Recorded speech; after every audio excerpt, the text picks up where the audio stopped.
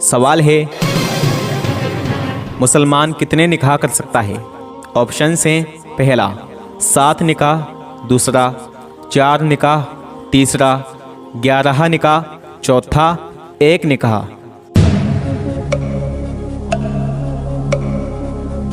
اس کا صحیح جواب ہے ایک مسلمان 4 نکاح کر سکتا ہے، لیکن ایسا نہیں ہے کہ صرف زندگی میں 4 ہی نکاح کر سکتا ہے، بلکہ اس کا مطلب یہ ہے کہ ایک وقت میں 4 نکاح کر سکتا ہے۔ جیسے کہ کسی نے 4 شادیاں کی اور 1 سال بعد اس کی چوتھی بیوی کا انتقال ہو گیا تو وہ ایک اور شادی کر سکتا ہے، اور وہ بیوی 5ویں نہیں بلکہ چوتھی ہی کہلائے گی۔ لیکن اگر پہلے سے 4 بیوی ہیں اور اس کے باوجود ایک اور شادی کریں تو اسلامک شریعت اس کی اجازت نہیں دیتا۔ لیکن یاد رکھنا، یہ 4 نکاح کی اجازت بھی تبھی ہے جب آپ چاروں میں انصاف کر سکتے ہیں، یعنی چاروں بیویوں کو اتنا ہی سب کچھ دیں جتنا ایک کو دو گے۔ ایسا نہیں کہ ایک بیوی کو ٹوٹے مکان میں رکھا اور ایک کو بنگلے میں رکھا، ایک بیوی سے روزانہ ملاقات کرتے ہو اور ایک کے پاس ہفتے ہفتے میں جاتے ہو، ایک سے بدتمیزی سے بات کرتے ہو اور ایک کی تو غلامی کر رہے ہو۔ ایسا نہیں چلے گا۔ اگر ایسا کرو گے تو پھر یہ انصاف نہیں ہوگا اور پھر آپ کو 4 شادیوں کی اجازت نہیں۔ خود اللہ قرآن میں فرماتا ہے، سورہ نساء سورہ نمبر 4 آیت نمبر 3 میں اللہ تعالیٰ فرماتا ہے، جس کا مفہوم ہے اگر تمہیں اس بات کا اندیشہ ہو کہ ان بیویوں میں انصاف نہ کر سکو گے تو پھر ایک ہی پر اتفاق کرو۔ یعنی اگر آپ 2، 3 یا 4 بیویوں میں انصاف کر سکتے ہیں، یعنی ان کو ایک جیسا کھانا پینا، مکان، کپڑا، عزت دے سکتے ہیں، تو اجازت ہے کہ آپ 4 شادیاں کریں۔ اور اگر یہ انصاف نہیں کر سکتے تو پھر ایک ہی سے خوش رہو۔ اور راشد بھائی نے سوال کیا تھا کہ اگر سب سے ایک جیسی محبت نہ کر سکیں تو کیا نکاح ٹوٹ جائے گا؟ تو ایسا نہیں ہے۔ محبت ایک الگ چیز ہے اور نفرت ایک الگ چیز۔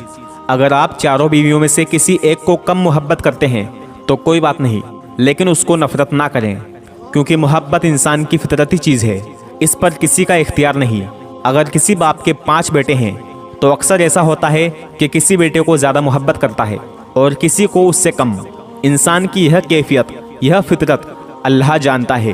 تبھی اللہ نے سورہ نساء کی آیت نمبر 129 میں فرمایا کہ تم کتنی بھی کوشش کر لو، ہرگز اپنی بیویوں میں انصاف نہیں کر سکتے، مگر ایسا بھی تو نہ کرو کہ ایک ہی کی طرف بہت جھک جاؤ اور دوسری کو ایسی حالت میں چھوڑ دو کہ بیچ میں لٹک رہی ہے، اور آپس میں موافقت کر لو اور زیادتی سے بچو، تو خدا یقیناً بڑا بخشنے والا مہربان ہے۔